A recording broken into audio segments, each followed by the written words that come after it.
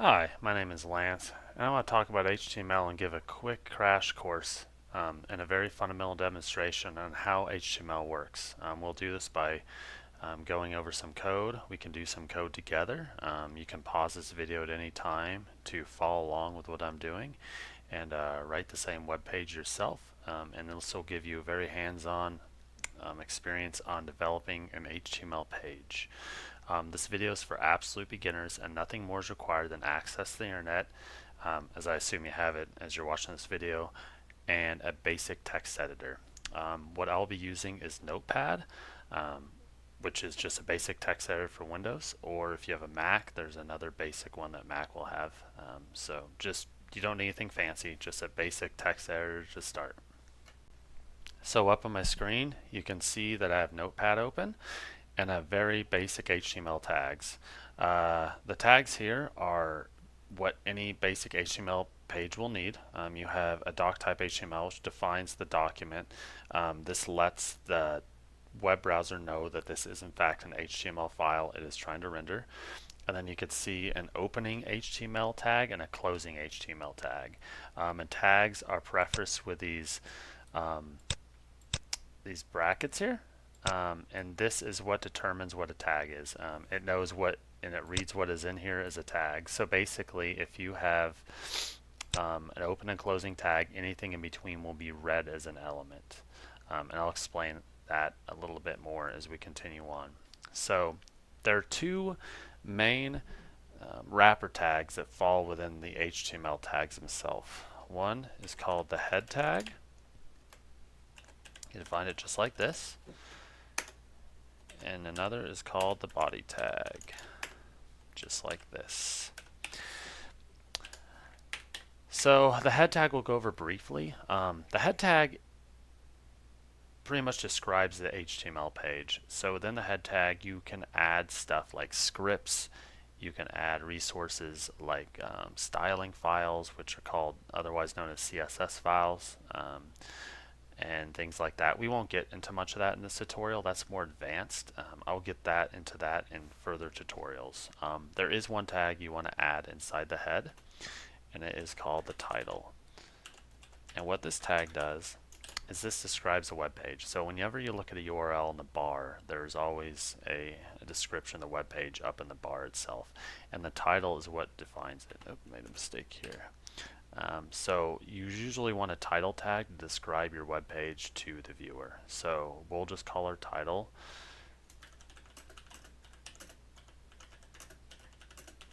something like that. Alright, so moving right along, that covers the head. The body is the beef of any web page. Anything that falls in a web page that you see on the screen falls within the body tag. That's all the text, all the images, all the links, anything a web page shows generally falls within the body tag. So this is where we'll be doing the majority of our work. I'm going to go over just a few tags today, a few basic ones, and I'll refer you to a really good free resource to continue your learning as well as follow up with future videos. But today we'll go over a few ones to just get you a basic understanding of HTML and a place to start, and you can actually write your first web page. So let's start with two basic tags that represent text. One is called a header tag and one is called a paragraph tag. A header tag looks like this. A paragraph tag looks like this. Let's go into the header tags first. There are different levels of headers. There's header 1 through header 6. As you can see, I'm using a header 1 tag here. A header 1 tag is the biggest. So essentially all a header tag is a way to display font. So a header is usually bold, big font to describe a section, and a way to determine a section beginning or not. So usually you can go H1 through H6 and do subsections, things like that with headers, and they're a good way to start off any section in a web page.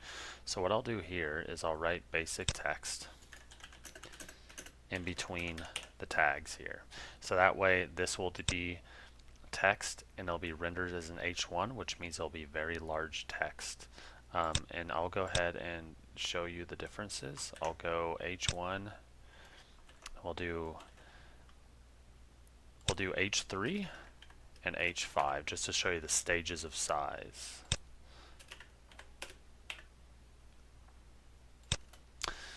Another thing to note is you typically want to indent contents within our content, so anything in a body tag needs to be indented. It's just a formality. It's a way for the code to be more readable. So generally what we want to do is we have HTML, we have head here, so we want to indent everything like such. There we go. So it's very distinguishable what belongs to what. So back to headers. We'll add some basic headers here, and then we'll also add a basic paragraph. And all a paragraph is defined, as you can see, by P. It's just a block of text. So it's great for formatting. It adds blocks of text. So if you add paragraph, then add another paragraph, they'll usually just stack on top of one another as you'd expect reading a book or a magazine. Same idea. So we'll go ahead and say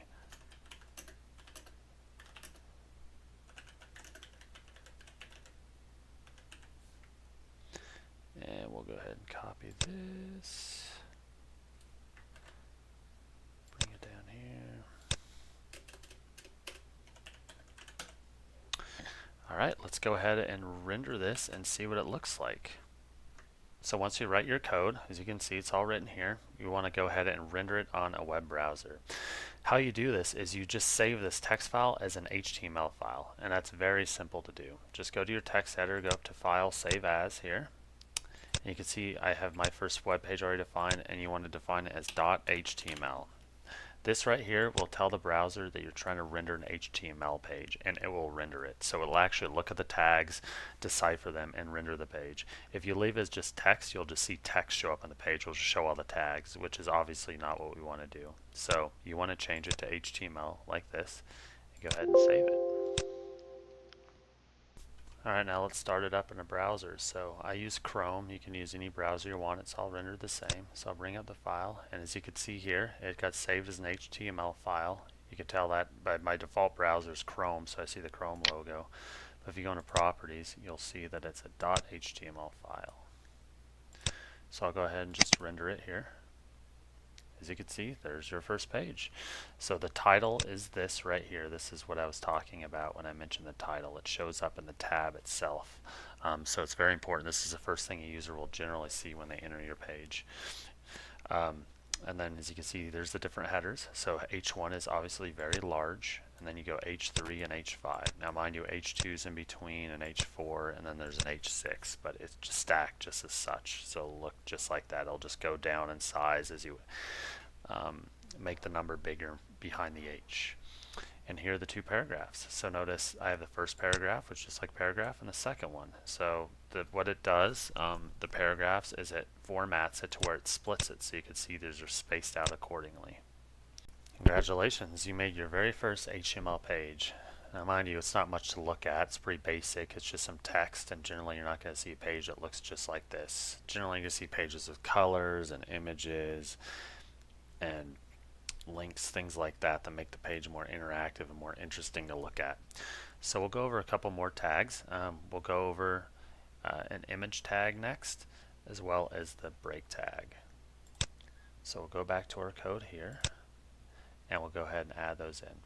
So what a break tag does is it actually it's pretty much, it acts like a paragraph. It actually makes a line break. So after you write something and you put a BR, it'll actually just make a space, so an element will just stack right on top of another. So since we already have a paragraph here, we'll go ahead and not add one. We'll add one between the image title and the image itself. So I'll go ahead and create another title. So I'll actually create an H2. I'll call this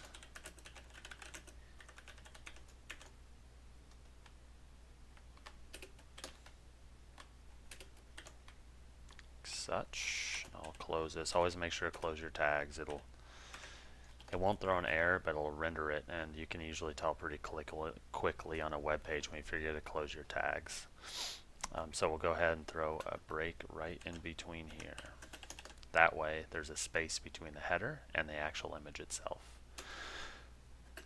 So speaking of images, another important piece of HTML is to learn about tag attributes. And what attributes are is there additional information on a tag. So when you have image,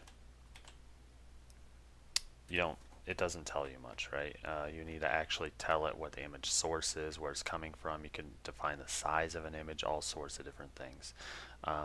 My image is already pre-sized. I like the size of it. I downloaded it online, and it comes in a good size for the web page, so I won't mess with the sizes here. But I'll write you out some pseudo scripts so you understand how it works. So first we will write the source of the image, and this could be anything. This could be a local file you have, which is actually what we're going to be doing, or it could be off the internet. It could be a URL, for example. For this case, I already have it stored on the same file I have my HTML on. So I just called it Leaning Tower, and it's a JPEG file. So I'll go ahead and define it and write it in here. So what I'll do is I'll just say Leaning Tower, just like that, and the image will render. Now mind you, the image is already a size I like, as I mentioned before, but there are a couple other attributes you could add to an image tag, such as height and width. So you could actually define the height as, say, 300 pixels. You could just do 300 or pixels, it doesn't matter either way. And width, whatever you'd like to name it, 300 pixels, for example. Or if you want to do it a different way, you could actually just define, if you want to keep the scale the same, you could do a height or a width. So if I do a width like this, and I do equals 300, the scale of the image will be the same. So say it was, the width was 200, before it'll go 300, and the height will adjust accordingly so it doesn't skew the image, which is a pretty cool feature. But like I mentioned, I already have it the size I want, so I'll go ahead and leave that off. Now mind you, it's always a good idea with an image tag, since we don't have a closing image tag like this, that doesn't exist. This is what's unique about the image tag and the BR tag. As you saw up here, I have a /, and generally speaking, some tags don't need a closing tag, but you do have to preference it, or it's a good idea. HTML5 standards require you to have a / before the tag, the closing bracket. So what we'll do is with the image, we'll go ahead and do a space, and just like that, just like I did above. And what we should see here is our image display on the screen. We'll go ahead and make the background not white. White background is kind of boring, so we'll go ahead and add a unique body attribute called BG color, and as you guessed, it stands for background color, and I'll go ahead and make it light blue. And it could just be basic text. There's HTML color codes you could add, which start with a pound symbol like that. It's usually 6 digits, so 000000 would mean white, or I'm sorry, would mean black, and then you have FFFFFF, which equals white. You can look these up online. Again, at the very end of this course, I'll give you a resource you can look at where a lot of the stuff is referenced. You could write your own different colors. But for now, I'll just do light blue. So I'll go ahead and save this. And again, since we saved it and we already did it and the page is already up on my screen, I'll just go ahead and re-render it. As you can see now, the background is light blue, and I went ahead and added my image. The BR tag adds a space here, so you don't see a space between the H2 tag and the image itself. Okay, we'll go over a couple of final topics for this basic HTML tutorial. We'll go over images and comments. Let's go over comments first. So comments are fairly important. It's a good way to notate your code or comment code out that you want to try without and comment it back in. So for example, if I want to go ahead and say, you know what, I don't want this image in here, but I don't really want to delete it because I might use it later. Or a comment could be to telling you what code does. So let's start off by doing something like this. So a comment generally starts like this. This is the syntax for a comment.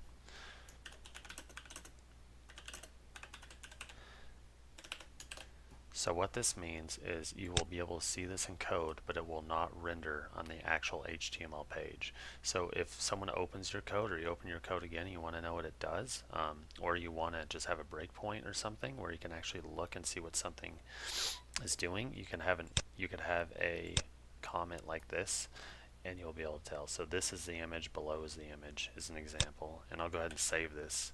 As you can see, when I refresh my page, it doesn't show on the page. It's all within the code itself. So that's generally how a comment works. You can also comment around code. So if I did something like this, you can do multiple lines, as you can see. You can just wrap a block comment like this. But here I'm just commenting out my H2 Leaning Tower and my image. So if I save this guy here and I go ahead and re-render it, you can see that the image and the header disappeared. So it's a good thing to know about. It's something you'll use quite a bit. It's very convenient. So I'll go ahead and take those out because I actually want those on my page. I like the image. The next thing we'll go over is links. Links work a lot like images in the way they require some attributes to work, or a attribute to work. We're going to go ahead and make a link, and we're going to link to a website I mentioned earlier in this video. That's a great free resource for any beginning HTML developer that talks about many different facets of HTML. You can learn more about tags and features of HTML, and it's a great resource for referencing, such as HTML color codes, anything you want to know about HTML. It's a great resource, helped me a lot while I was learning, so I'm going to go ahead and link to that website here. So I'm going to create another BR here. Oops, BR, just like that. And then I will do another 2.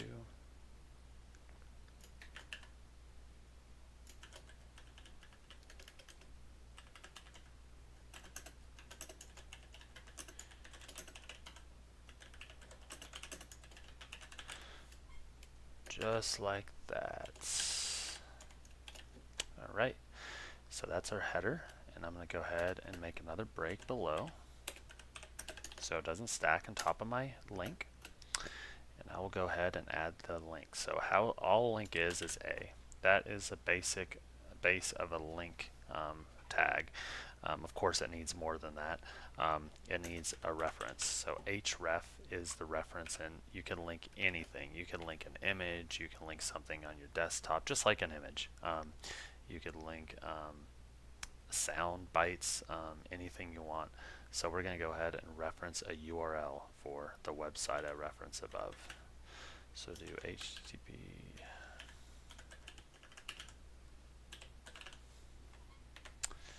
And again, this doesn't have a closing tag, or it does have a closing tag, my mistake.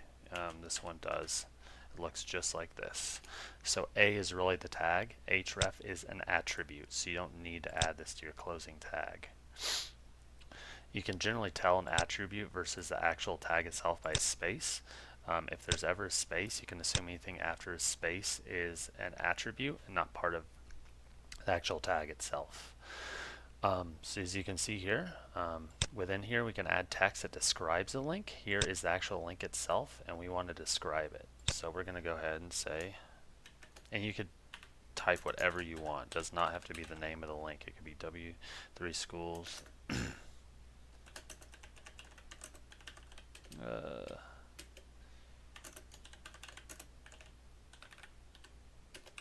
Like that. And I realized I made a typo up here, and I'll go ahead and fix that now. Alright, so there's a basic link. We'll go ahead and save this and bring up the page again and render it. As you can see down here, there is my link. So if I click on it, we'll go to W3 Schools, and this is the site I was mentioning to you. This is a very great site that you should look through to learn more about HTML beyond the scope of this video. You can learn things like styles, formatting, anything you want to learn about HTML. There's a lot to it, and it goes over HTML5, which is a standard now for HTML, where you can embed videos and all sorts of cool stuff. So I highly recommend this website for any beginner. So on that topic, I'll go ahead and conclude this video. I hope it was helpful to anyone beginning HTML. I will be adding more content, so please hit the subscribe button below if you enjoyed this video and want to see more of my content. Also, if you need help building a website, or if you need some resources or anything like that, I run a small website called Renegade Web Design. So feel free to visit that, and I'll also add that in the description of the video below. Thank you. See you next time.